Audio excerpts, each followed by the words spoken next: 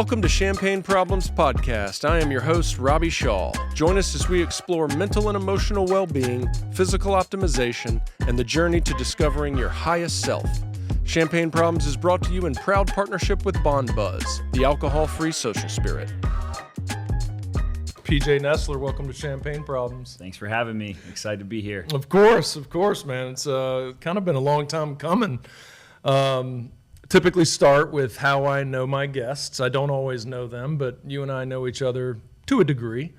Met at an XPT experience in Malibu, where you kicked my ass for 3 days. It was one of the most enjoyable and tough and rewarding experiences I've ever had in my life. I was talking to somebody yesterday and shared that exact same sentiment, and they said why, and it was like, man, it's hard to describe. It's the limits being pushed and then pushing through, right? It's obviously pushing limits, but then pushing through those limits was another experience for me that I've done that in different areas, but not underwater. That was a little different for me, and it was just incredible. Anyway, so I love XPT. I love all y'all do. So thank you. Yeah, it was fun to have you there. Yeah, of course. You're right. The difficult to describe is the biggest challenge we have. Really, people leave and they're like, "This is so amazing. This is life changing. I got to come back." And we're like, "How do we capture that magic in an upfront marketing language to help people understand?" Because when you look at it, you're like, "It's a fitness retreat thing." Right. And we're like, it's a lot more than that. It really is. How do we communicate that to people is a challenge. Testimonials? Yeah, that's it. I think I just typed a big long one out for y'all from an email I got. Well, let's do, by the way, are you going to be in Kauai? Oh, yeah. I'll see you there. I'm at all of them. Oh, man. We have some new fun stuff planned for Kauai, too. So nice. It'll be very different than what you did in Malibu. Really? Yeah. And Perfect. a very unique pool experience there. The pool is world class. Awesome. I hear a lot about it. Yeah. I'm signed and ready. I'm even bringing a couple of dudes with me. Awesome. Yeah. All right. So I'd like to start with rapid fire. Some of them are silly. Some of them are cerebral. What's your favorite fruit, PJ? My favorite fruit, I love strawberries. First one that came to mind. Ripe strawberry. Yeah. Nothing like it. Yeah. Oh, mango too, though. Right. Yep. Yeah. Strawberries I have way more frequent, but mango is up there. Got it. Do you listen to much music? I do. Name a song that can either bring you to tears or come close. Bring me to tears. Big tough guy. I don't know. I don't come to tears often. How about this? Make you fight tears. I'll give you one. Man, what was it? There's a few recently that are about fatherhood. Oh, yeah. Some country songs. I'm trying to think of a really good example. I like the song "Don't Blink," but that's not the one I'm coming to mind with. There's another good one. I don't know what it's called. I think it's called "I've Been Watching You." Mm-hmm. I forget the guy. But it's about a son watching and learning from his father, which obviously being a new father, that connected with me a lot recently. So in those early days, I listened to that one and I was like, okay, this one tugs on the heartstrings a little bit. Yeah. Once you enter parenthood, there's a lot that'll start to jar you a little bit. Some of those walls we build, man, those things come crashing down. That's a trip. Of course, I ask these questions and it always makes me think of my own answers. But when you said country, I don't listen to much country, but Tracy Chapman's remix, help me. Fast Car. I got a fast car. Mm-hmm. And then a guy just did the remix, and it was a country version of it. Anybody in the room know it? Can't think of the guy? Whatever. That song makes me cry. Yeah. The original made me cry, and then the remix is just insane. I think country songs are probably some of the only ones that would make me feel emotional. There's a few others, but I listen to mostly like 90s hip hop, so I don't get too emotional when I listen to that. Yeah, different emotions. Yeah, singer-songwriter, acoustic, some of the indie stuff, like that stuff can jar me. Anyway, favorite smell? breakfast. Mm. I love No, eggs and bacon, maybe pancakes, coffee. Not when I'm making it, but Countryman like breakfast. coming out, you smell that from the bedroom. Someone's making that. That's like, yeah. Yep. I I love that too. I love it. Least favorite smell. Steamed broccoli. I can't stand it. Like, That's funny. if you've cooked it in a house in the last week, I don't want to be anywhere near you. Broccoli. I detest it. Funny. Do you read? Yes. Can you read? Little. Is it Yeah. iffy? I'm reading the books we got for my son. They're The Cat in the Hat, That's good Curious messages George. there. Really good messages. Very valuable. I'm learning a lot. What are you reading right now that you could share? I typically am reading like 7 books at a time because I Yeah. like to dabble. I love to read a fiction book, so I always have something fiction. I literally just finished one last night called The Retreat, which is like I mix between like a crime thriller, a like CIA spy thriller, and then I read some historical nonfiction, but more stories. So I'm reading and listening. I mix between them. I'm reading a book called Killing the Witches, which is a whole series by Bill O'Reilly. Really good series. I listened to like Killing the Mob, Killing JFK, Yeah. Killing Patton. I've probably listened to 10 of them by now. Is this one around Salem? This was Like the around actual Salem witch witches? trials. Yep. Wow. Yeah, this one's not as good as the other ones I listened to, but I Yeah. started with Killing Crazy Horse, which was all about the American Indian Wars and stuff, and that just took me down a rabbit hole. I read that one, and then I just started listening to all of them. Interesting. And then I got a couple of like business, self-help type books that I'm constantly dabbling in. I'm reading a book about the first year, so a fatherhood book about kind of what to expect during the first year. But yeah, I read a lot. I'm usually reading a hard copy book. I have 2 or 3 on my Kindle. I've got like 6 next to my nightstand that I mix between. Another good one too I just finished called something about raising outdoor kids. Oh, It's yeah. by Steve Ranella. Okay. That one was really good. It's kind of Nice. simple parenting book, but it's all about nature and the outdoors and the importance of that. And I liked it a lot. Yeah. Got it from Kyler, who you know from XPT. Yeah, You said man. rapid fire, and I'm No, going let's long no, answers. This is Long meant answers. to open up personal conversations. I enjoy this part just as much as the rest, but I love the parenting prep that we all try to do. Yeah. and even before we started recording, you telling me how the regression and the sleep pattern and oh my God, I always describe it as consistent inconsistency. Yes. Soon as you find that rhythm, man, it just blows up. Yeah. And forever. And my life too. I'm a schedule type A. Like Oh, I'm going to sure. plan it, put it together. Okay, it's not working. Let's run an AAR. Let's assess what happened. What's going wrong? What can we adjust? Let's modify. Parenting doesn't work that way. Well, and that's the design of parenting is Yeah. to break open all that stuff that you're used to. Yep. All right, last question. If you could know the answer to any question, what would you ask? The first one that comes to mind is how do we get people to do what we know is best for them, but we can't seem to get them to do it? And the reason for that is my entire career has been based on helping people with behavior change. And I have the answers. Like, Oh, yeah. if you ask me how to live your most optimal life, I can draw you the perfect plan. And many people can do that. It doesn't Sure. take a world expertise. I knew that 15 years ago. The challenge is, how do you actually help real humans make those behavioral changes and change the habits and slowly piece the things together to stop doing the things that they're consistently doing that are bad for them to help them get on the right track? And that's the age-old question in fitness and health, right? We have more and more information right now and less people that are Executing. doing it. Yeah, Right. people are getting fatter and sicker and weaker and more lonely and more unhealthy, and all we have is more experts who know the path. solution, And we just yeah. we struggle. Well, that is, I love to hear that because I worked in the mental health space, specifically in addiction, and exact same thing. If you come to me and say, tell me what to do, I got you.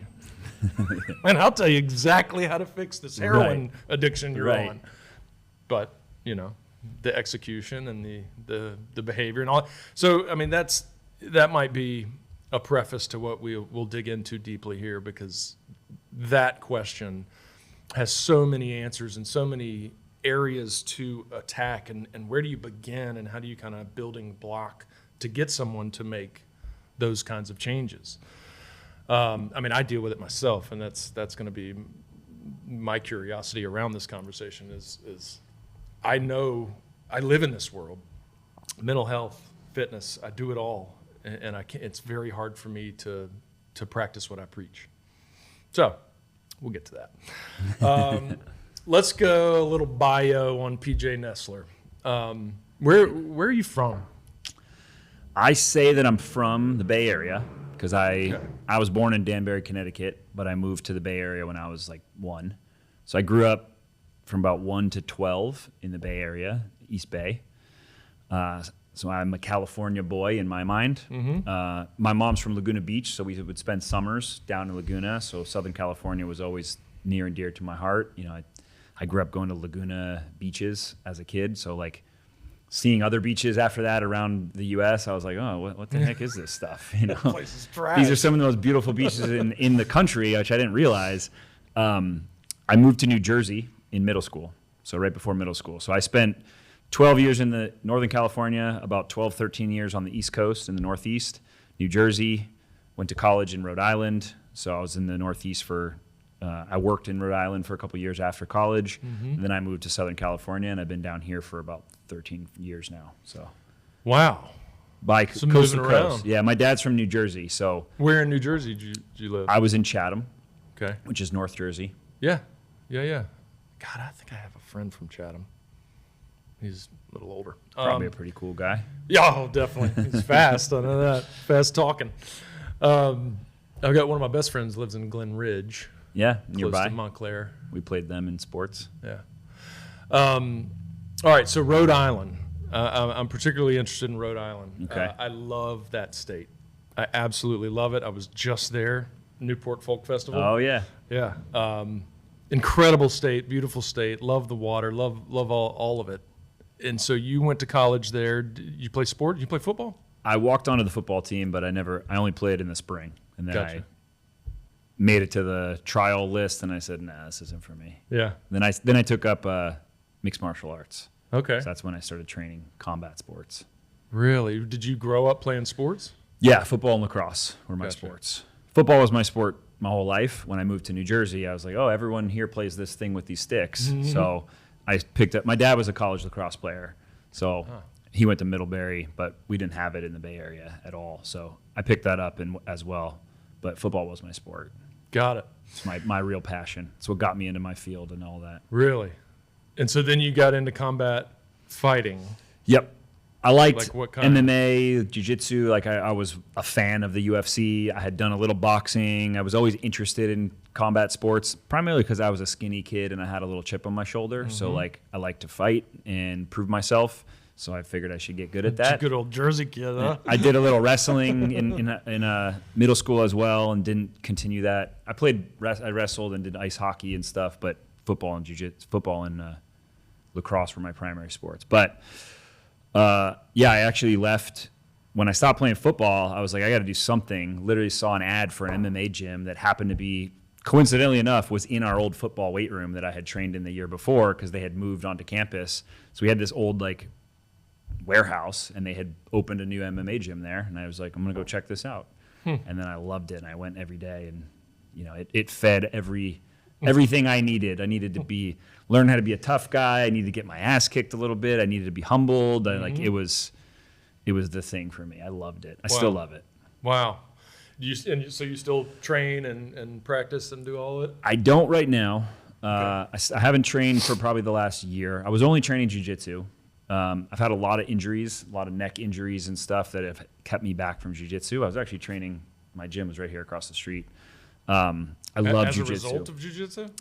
Who knows? Yeah. Like my body has just been destroyed for times. But every time I get back to jiu-jitsu, the neck thing causes a problem, keeps me out for 2 weeks. And so I'm trying to get that rectified. That's when I picked up the tactical training stuff too. So I've been scratching the competitive itch in that. Mm-hmm. But every time I watch an MMA fight or a jiu-jitsu match, I'm like, I got to get back in and train jiu-jitsu. I love it. Jiu-jitsu is it's really fun. Like the the learning, the physical problem solving of jiu-jitsu is like, that's exactly what I love to do. Huh. Well, I mean, and you know this kind of behind the camera, I spent an hour with Cecilina Gracie yesterday and learned all about jiu-jitsu. And I had no background in jiu-jitsu. That fighting was never, it's never a thing that I did or learned or trained. I do watch it. I am fascinated by it, and now I am very fascinated by it after hearing what you just said and as well as what she said. It just sounds such like a program for life, right? It's amazing. God, just the principles and the building blocks, the kind of the foundation and mindset of it. Man, it's like everybody should do it. Yeah, right? I agree. It's another one of those things where you know, I know what to do. And it's very rare that you can find things that you can. The thing I love the most about jiu-jitsu, one of the things I love, is that when you're doing boxing, when you're doing kickboxing, like to really test yourself in those things, you've got to get in and fully spar or fight. And like you got to get the shit kicked out of you. You can't do that all the time. And you get punched in the face a few times. I broke my nose and my rib when I first started doing MMA, and like you get to the point that you're like, am I going to do this for real? Or if not, maybe I don't want to break my nose once a year. Right. Jiu-jitsu, like you can do that 3 days a week. You know, you can go. You and I could train together, learn some stuff, and then we can be like, all right, let's do it. 5 minutes. We're just going to see who's best. And we can go all out. And as soon as we're done, be like, you bested me on that one. We can shake hands. No one's hurt. Yeah. And that's a really cool thing to be able to do because you don't often get to really test yourself. Like really put it, kind of like what we do in the pool. Really put it on the line and deal with it. Yeah. You're going to either succeed or fail, and you're going to have to deal with what comes up and figure it out. And there's no excuse. It's just like that person was better than you in that moment, and you have to go back to the drawing board and reassess and figure it out. And that's what I think motivates. I mean, for me, I go there and like you learn something and I'm like, this is cool. I want to learn more. Or you get beat by someone and you're like, I need to learn more because I don't like that. Right. And that's, I think it's a really unique thing in there. I mean, my son will be doing jiu-jitsu as soon as he can walk because I think there's so much value as a human through that, but I'm sure you covered that a lot with Cecilina much deeper than I can. We did, but she's focused on women and the females. Yep. And of course I have a 14-year-old daughter, and I mean we all set out to do things as parents, and then 14 years later we're like, oh God, that was tough. And so she's got all this advice and things that would really benefit my daughter, and of course now I'm like my wheels are turning. Yeah. I'm like calling her up. I'm like, by the way, you're getting into jiu-jitsu.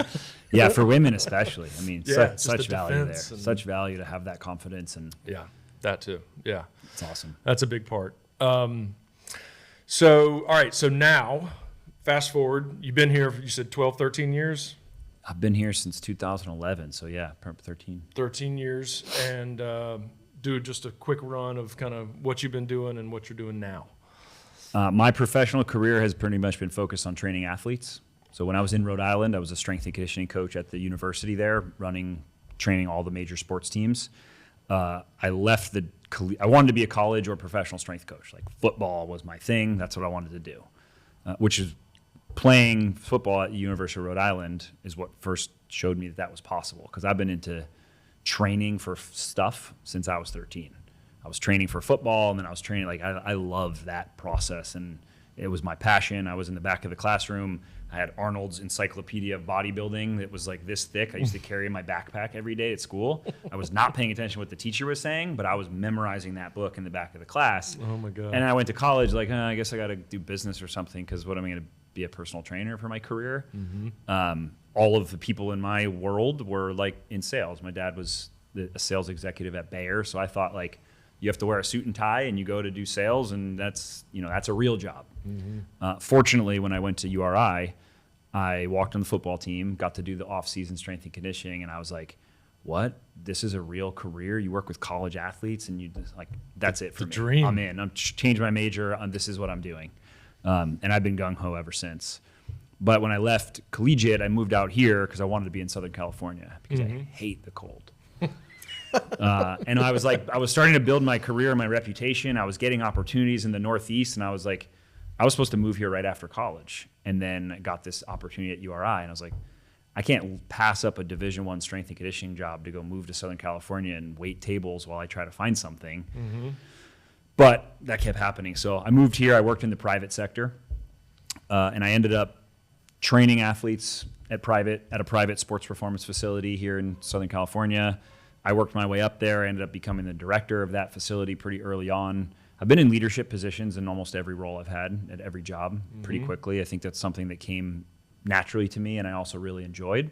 But as I started transitioning, not necessarily transitioning out, but doing more leadership and management, I realized that I needed to, or what I loved doing was education. So I loved the mentoring of young coaches. I loved teaching things, and I really, really was great at systematizing training concepts, because I was put in these positions of, hey, we're going to hire 2 new trainers. You're now the director, so like teach those 2 guys to train like you.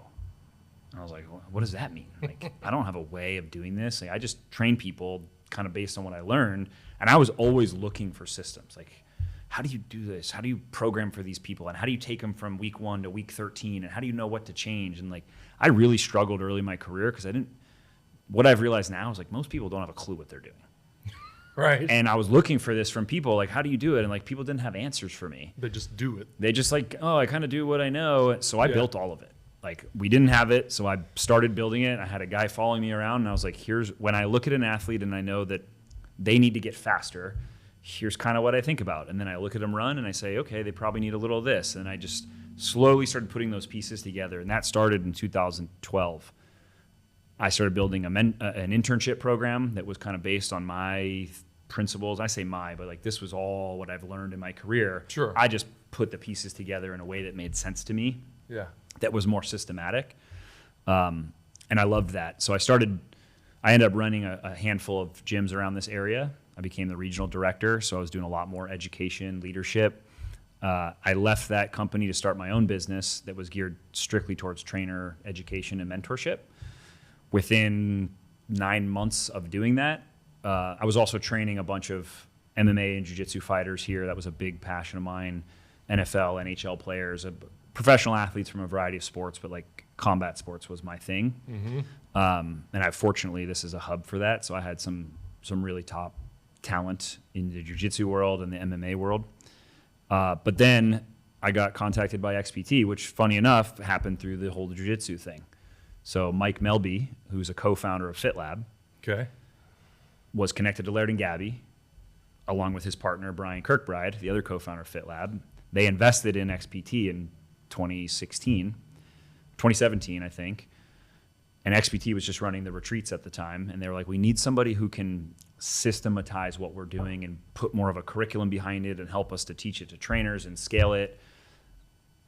Mike Melby's married to Caroline Gracie.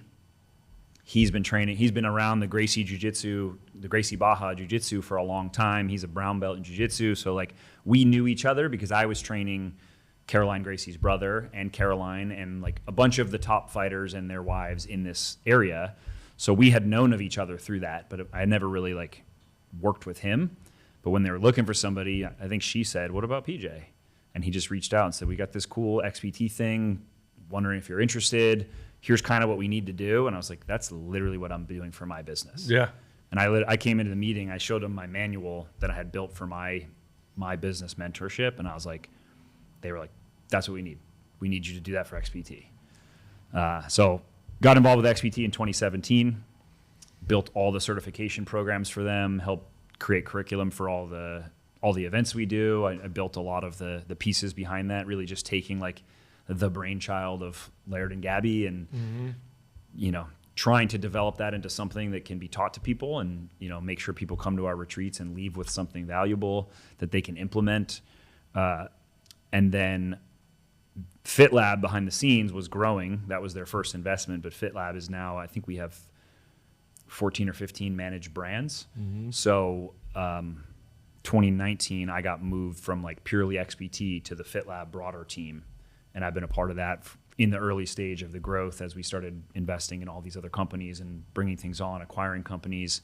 And now I'm the head of performance at FitLab. So I oversee, I have a team of a handful of people, and we oversee the curriculum development, the ideation from the start. So if we have a new brand, just like what does this look like? We just launched gyms with Nike, and it was like, okay, what is a Nike running gym going to be? My team puts the ideation together of like how we can make this a cool consumer facing product, and then we build all the training programs, we hire all the trainers, we onboard them, educate them. So that's what my team does, and I oversee all of that for all of the brands at FitLab. Got it. Wow. It's a lot. Yeah.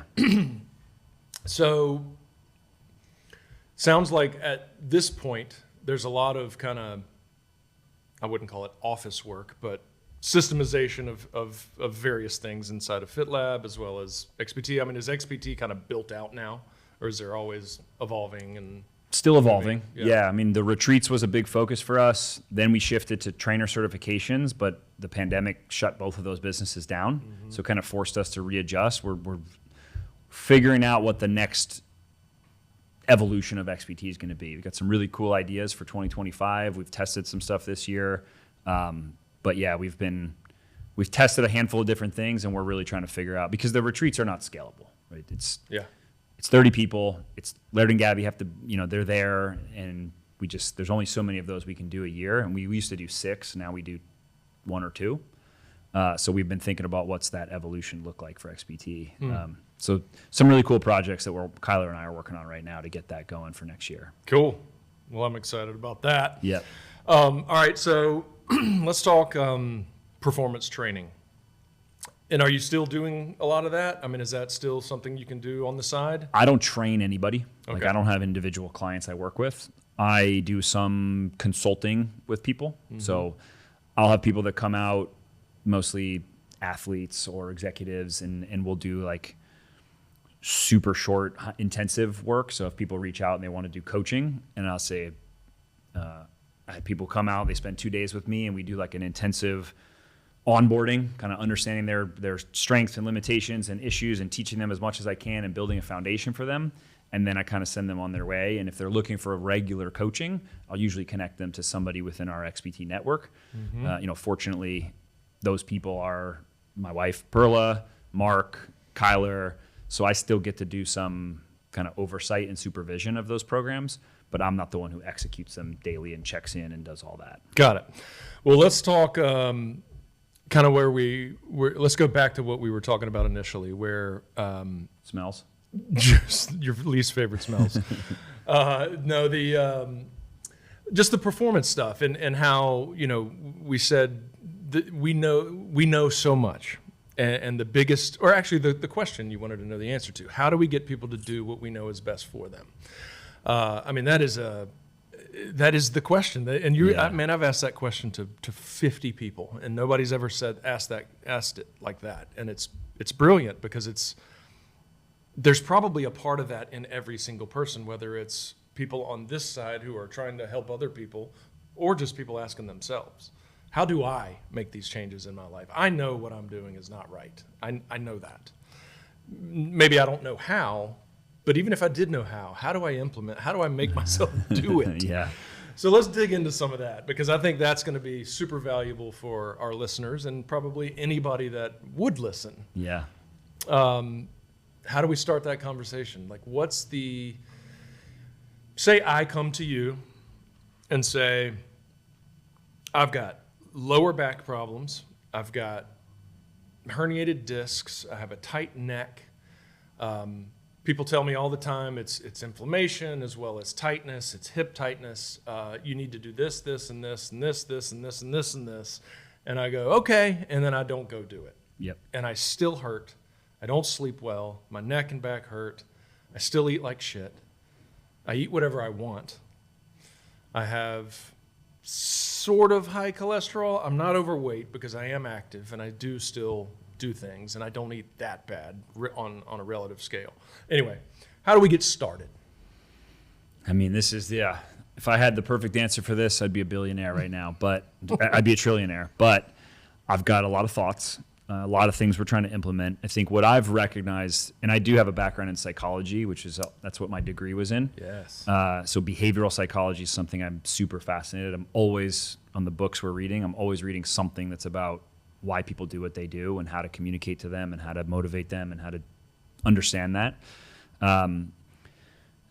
There's a lot of ways that I kind of think about this, but I think one of the things we do really well at XPT is help peel back the layers for people so that we can start to understand. I think we've got a great reference of what are the major buckets that are important for people. Like what are the things across all high performers, whether that's executives, athletes, military. If there are people that you say are high performers and sustainable high performers, what are the things that are similar in that? And that's what I've spent a lot of my career looking at. And then you start to say, okay, here's the main buckets. Now, how do we influence those buckets is another big factor. And then most importantly, how do we know when to pull the right levers at the right time? That's something that we're building now at XPT. From a coach perspective, that takes somebody, like you have to build the foundation of just what the buckets are, why they're important, why people don't do them, what the issues are, the challenges for people. And that's 100 different variables because each individual is relatively different, but you can find themes in all of that. I can tell you the ones that you just mentioned to me right there. So then we can kind of identify what are the obstacles, what are the limiting beliefs that are in here, which is something we talk about at XPT a lot. And then one of the other areas that I talk about is that I struggle with at XPT when we get questions is I kind of think about these buckets of awareness and people's awareness almost in these concentric circles. So my wife, have you met my wife, Perla? Oh, yeah, you met her. Yeah. She told me 12 times to make sure I said hi to you for her today.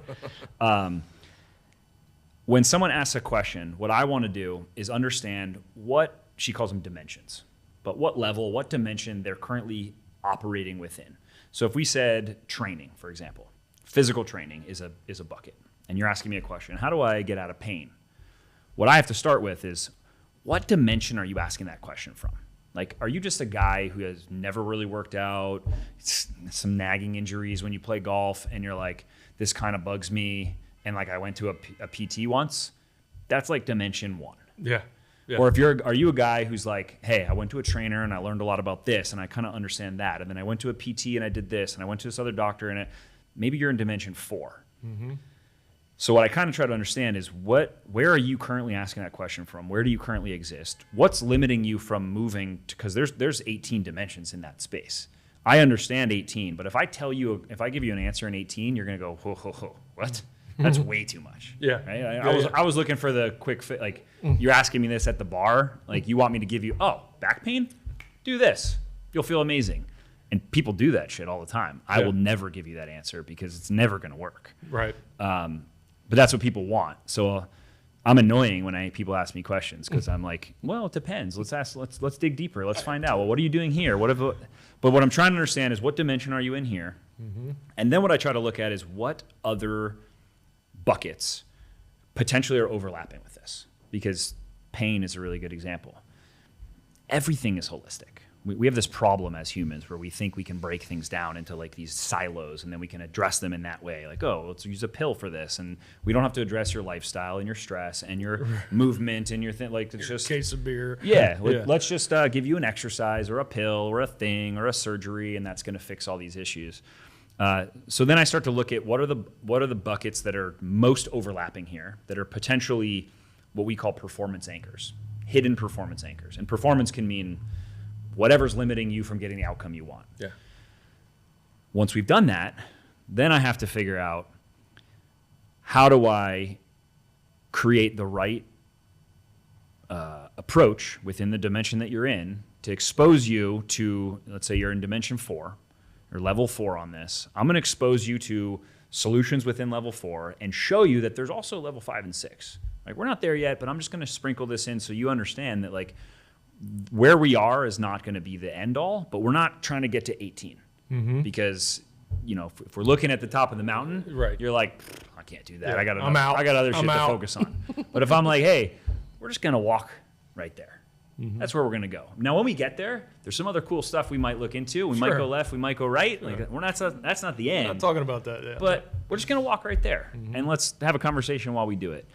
None of this stuff is super helpful for people. I think the biggest thing that people need to figure out is when they start, like what we dive into is self-awareness. People don't have self-awareness, therefore they don't have intention. They don't lead with intentionality in anything they do. Yeah. Our society is completely set up to manipulate you into what you want to do, your biology, because your biology is designed to help keep you comfortable, safe and sound. safe. Yeah. But our society is designed to keep you comfortable and safe, which is actually negative for you in the long run. But it's way easier to convince somebody to go to the bar and have a couple drinks, eat a cheeseburger and french fries, sit on the couch and watch Netflix. Like, those things are all really comfortable.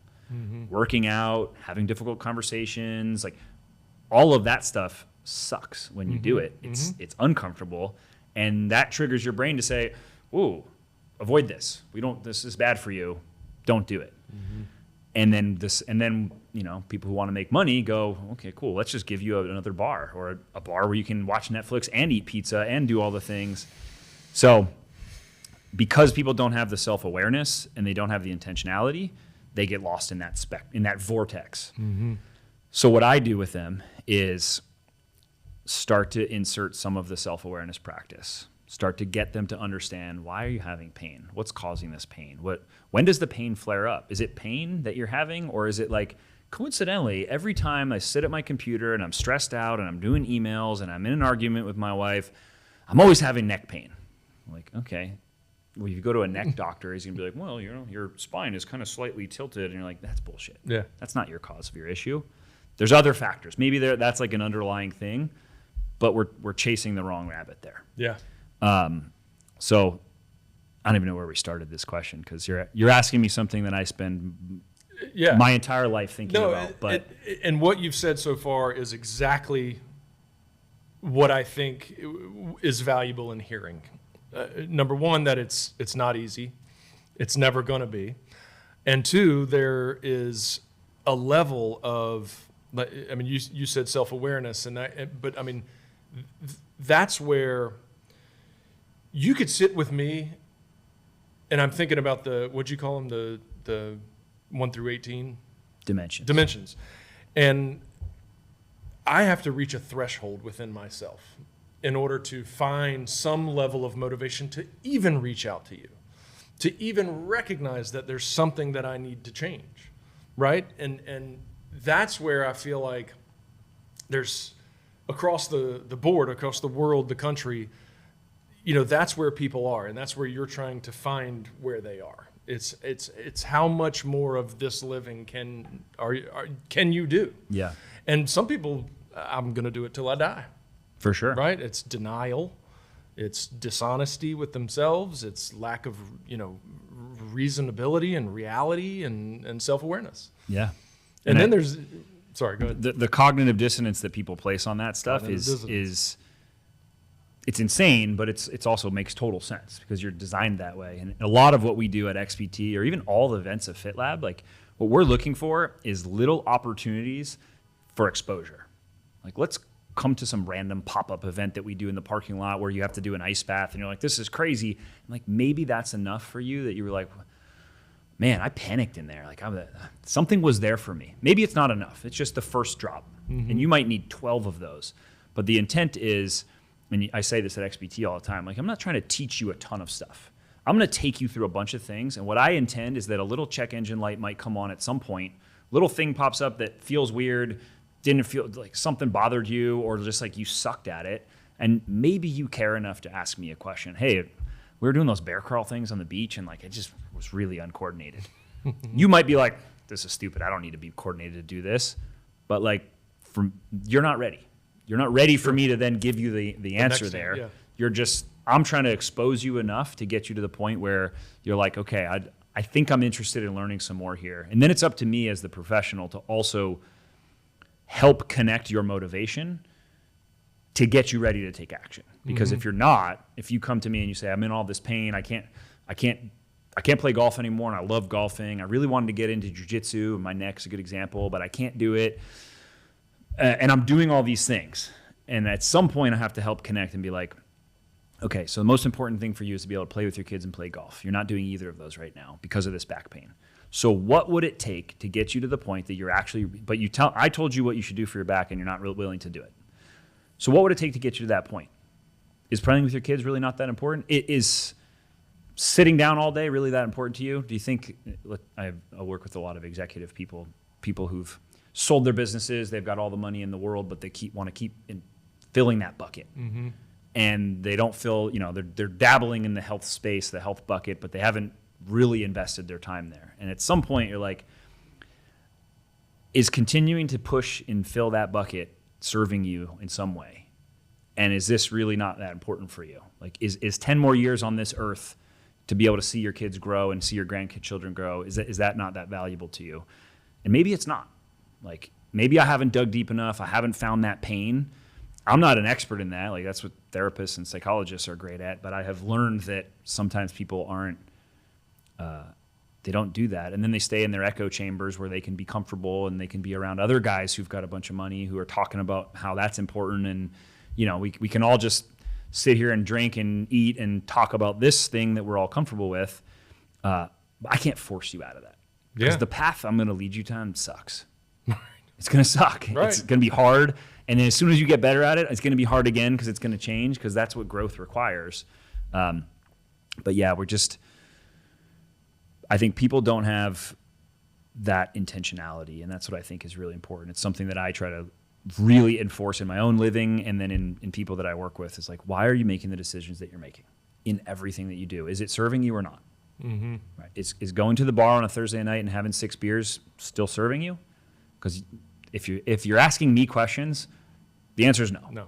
Right? There's no questions you're asking me that the answer is going to be like, yeah, you should go to the bar and have 6 beers on a Thursday. Sounds like you're doing great. I'm a performance professional, so at least if you're talking to me about something, you're looking for an improvement in your physical performance or health, weight loss you've been struggling with, like something I don't want to hear. And if you've gotten to the point of talking with me, like, you've probably already done this with a regular trainer and this person and that person. And if you're talking to me about it, you've been guided to this thing of like, okay, I need a bigger change. Mm-hmm. But yeah, it's very tough for people. But that's the thing, you got to find the pain point, and it has to be enough. Yeah. And if it's not, you're not going to be willing to put the effort in. Yeah. Yeah. I mean, the way I think is there's often people come in a different space, like I said, addiction, but I can't do this anymore. Tell me what to do. But there has to be this level of commitment. I can't do it for you. And I mean, it's at the crux of everything you're saying right now is there's just all these different ways to try to find that spark. And it might just be one little teeny spark that leads to another little thing over here. Yeah. And another little. It's fascinating, and it's deep, and it's complex.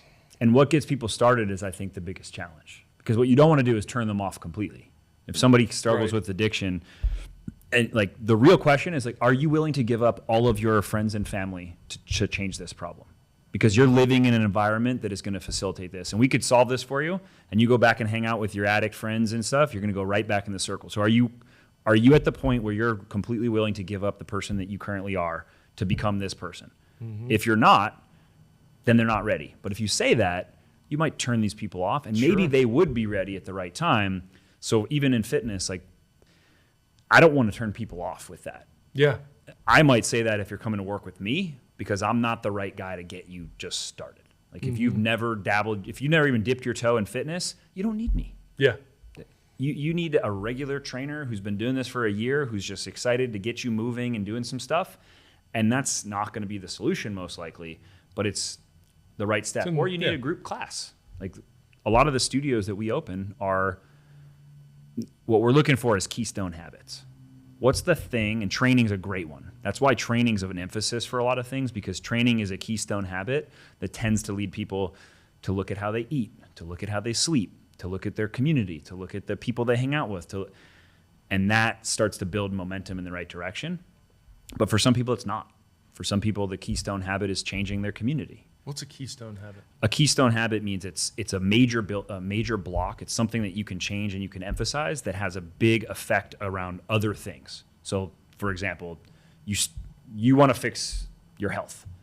You eat like shit, you sleep like shit, you drink all the time, you hang out with people who do all those behaviors, you have too much stress, you don't work out. It's like, well, where do we start? Training often for people is a keystone habit because you can feel change quickly. You can see change quickly. It makes sense for us. So when you start doing those things, people will then want to eat a little bit better because you're going to wake up and train anyway. And then you start waking up in the morning to train, you're a little less likely to drink or to stay up late. Yeah. And that starts to leak over into these other things. So that's a keystone habit. I got that term from, I think it's Atomic Habits. Yeah. Yeah. Another book. I think that's from that. It might be something else. But so that's what we're trying to find. Like what are the potential keystone habits that might create a triggering effect? It might be joining a jiu-jitsu gym. And all of a sudden you're like, this is cool. I'm learning. And like, maybe I don't want to get drunk anymore because I want to go. For me, be there. Yeah. Surfing was a big thing that stopped me from drinking. I was over the drinking and partying thing, but like it was the only thing I knew here. This is what all my friends did. And I just started surfing, and I'll quickly realize that like to get up at 6 a.m. on a Saturday and go surf, I couldn't go to the bar on Friday night. So I stopped.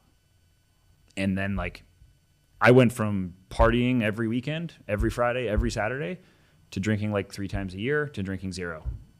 And that was just really quickly. I'm a very all or nothing person anyway. So like gathered. When I did that, I was like, I'm going to learn how to surf. And I was getting up at 5 a.m. 3 days a week to go learn. But like those are things for people. And that's the magic of coaching, because I don't know what it is for you yet. Yeah. But I'm going to try this, and we'll dabble here, and we'll do that, and we'll see what we can, if we can create some positive momentum for you, and then where can we start to pull other levers so we continuously graduate you through the program. Or some people are kind of extremists like me, where you figure out they hit a brick wall, they hit rock bottom and they go, I need a change. And you go, complete change. But a lot of people don't do well with that. Yeah. Yeah. I'm an all or none kind of person. That's why when I'm none, I'm truly none. And I've got November 1st set as my date to start preparing for Kauai in February. Awesome. And I've got my little keystone things that I didn't call them keystones, but a lot of it is what I put into my body, and a lot of it is phone. I find a lot of time being wasted because of a phone, and of course it's work, it's emails, I'm building a business, and no, there's designated time for that. Discipline, freedom and discipline. Yeah, that's the rationalization, where we are excellent at that as humans. Man. And all you need is 1 or 2 people or some commercial or some product or some person to reinforce that for you, and you're gone on that path. Sure. So that's where the intentionality comes in. When you ask yourself the question, is this behavior that I'm doing in this instance actually serving me to be the person I ultimately want to become? Yeah. If you challenge yourself with that question, there's a lot of bullshit. You're going to be like, turns out, the answer's no. Not really. But it's hard. That's hard. And it's, a lot of people, or I say this to a lot of people about the substance of alcohol. And people often talk about, the health and the wellness aspect and the carcinogenic properties and just all these things that we can know. And it's like, well, why don't you just not do it? It's like, well, when you drink, or not everybody, but when most people drink, it feels good, right? And whether it's brief or not, there is a sense of euphoria. There's a sense of, like everything is good right now. That's why we get hooked on it, right?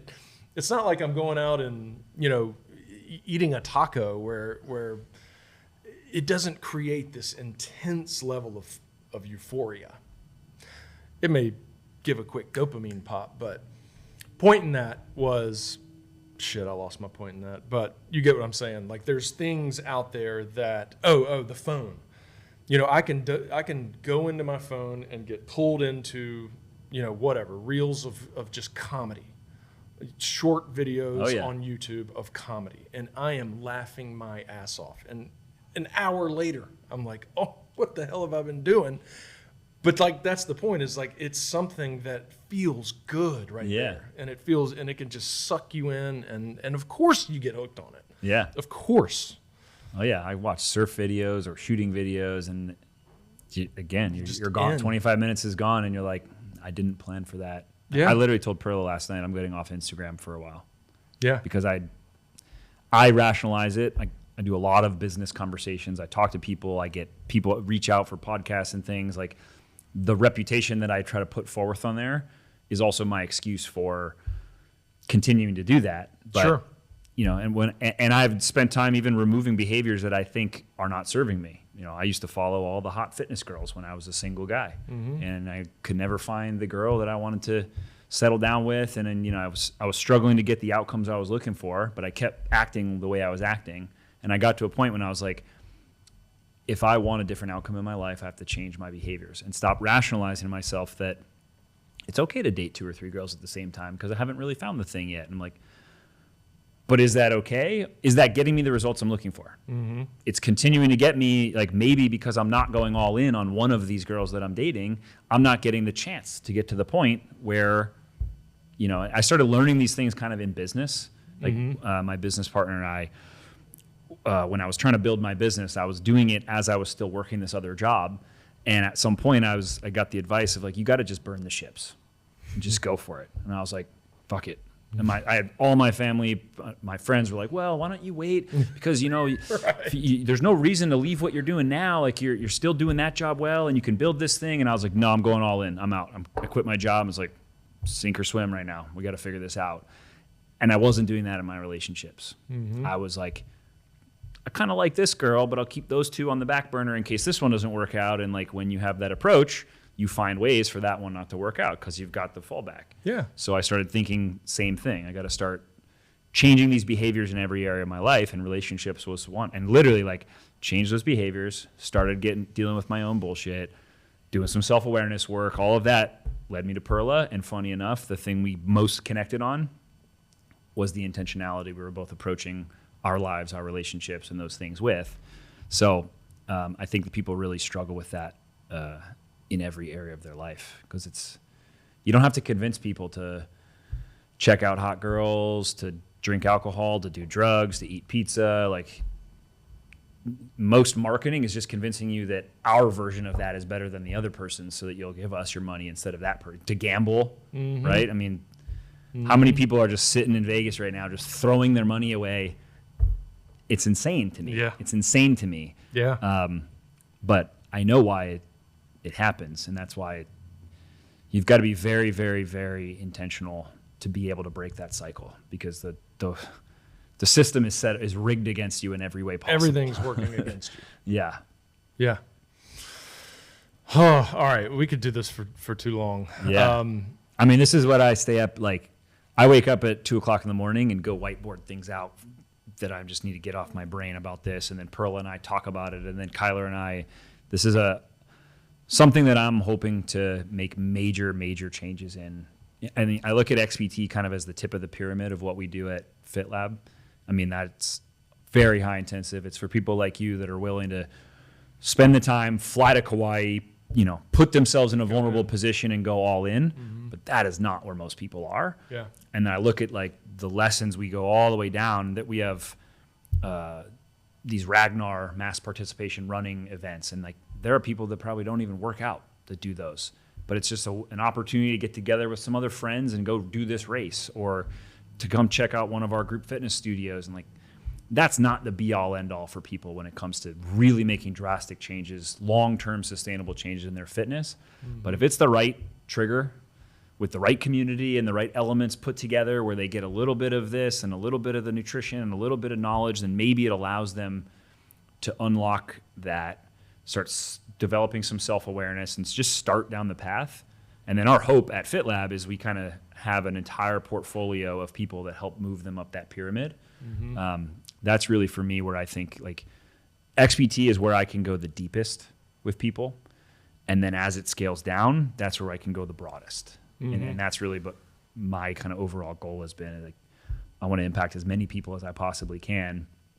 And the fortunate thing I have is like, I don't love either of those areas too much. Like when I was working really, really deep, I was training a couple super high-end pro athletes, and that was cool. I was like, I want to impact more than the 12 people that I train, you know, and help them with their sports career get a little better. And then if I'm working in just kind of general group fitness, it's like we get to touch a lot of people, but you don't really make deep changes with most of them. So a few of them you do, But the goal is like if we can find ways to bridge those together, that's really what I'm looking to do through the FitLab portfolio and really help people to navigate that space and just give them more entry points, a much broader access to give them more entry points, and then the right ways to link those things together to keep them going the right direction.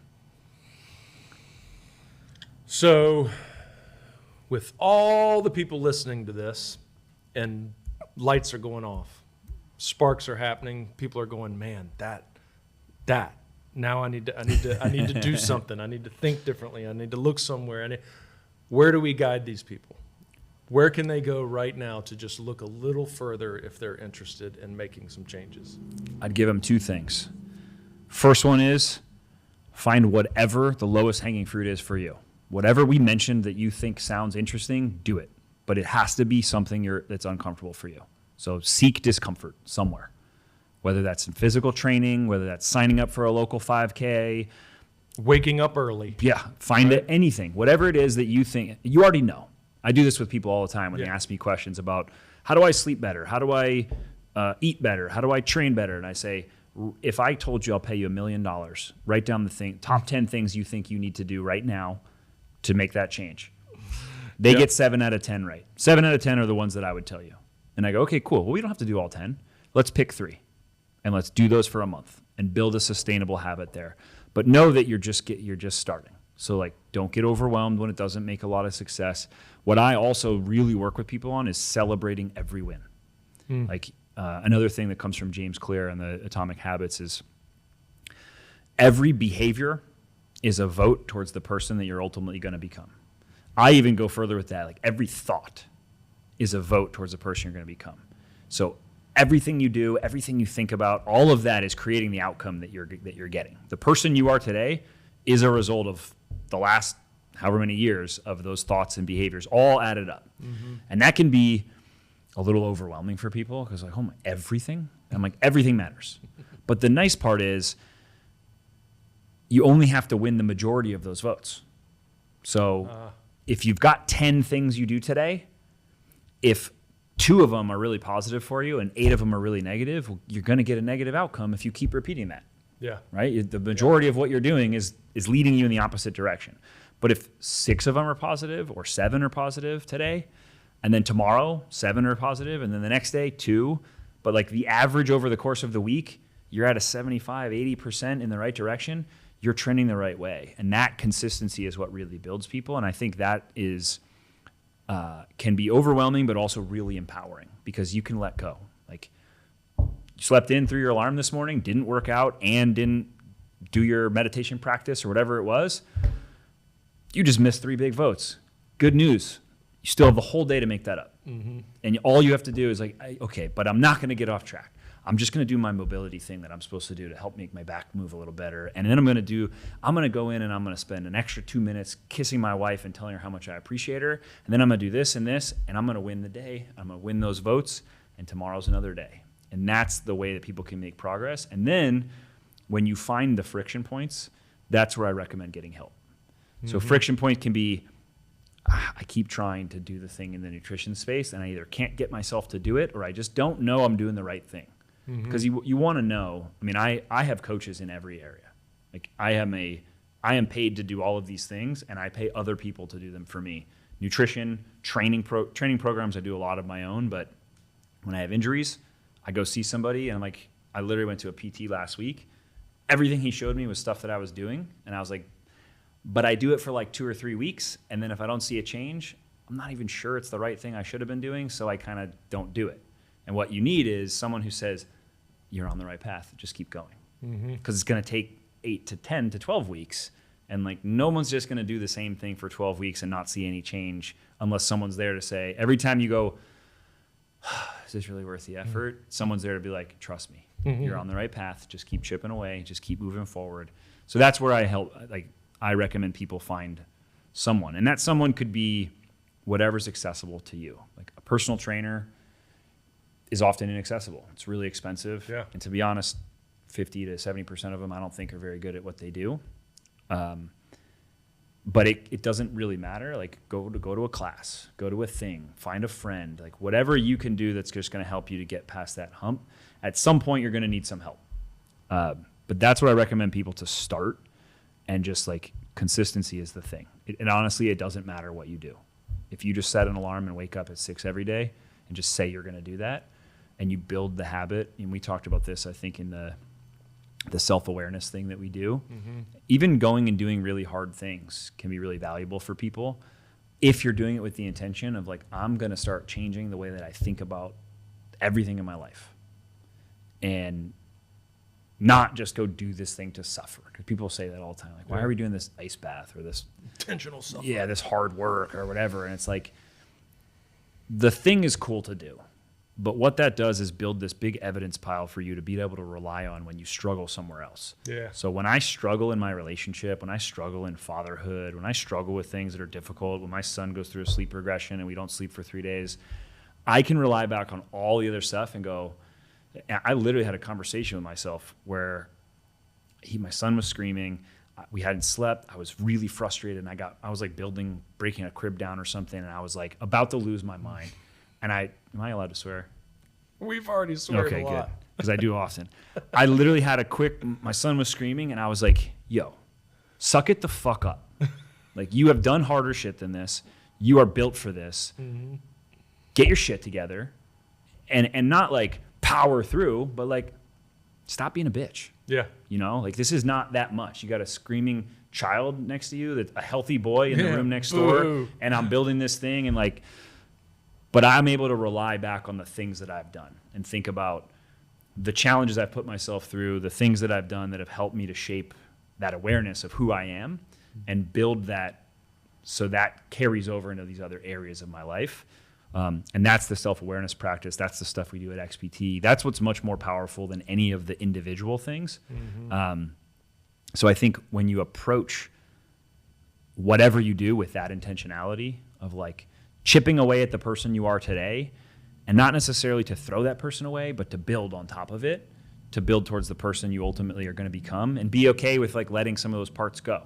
Yeah. You know, if you're chiseling a sculpture, you're not like, oh, I don't want to throw that rock away. You're like, no, let's chip this part out, get rid of it so we can refine this thing and make it better. Mm-hmm. And that's really what we're trying to do here, is like, don't be afraid of letting those pieces go, because ultimately that sculpture is what we're trying to build. Mm-hmm. But that's the intentionality of doing the stuff, and forward momentum is the thing.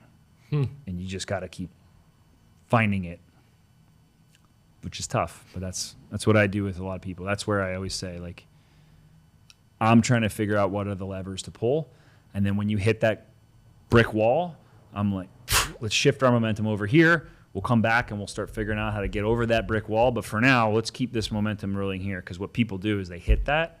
They quit. Physical training, I'm going to do it. I'm going to work out 3 days a week, and I'm going to go to this class.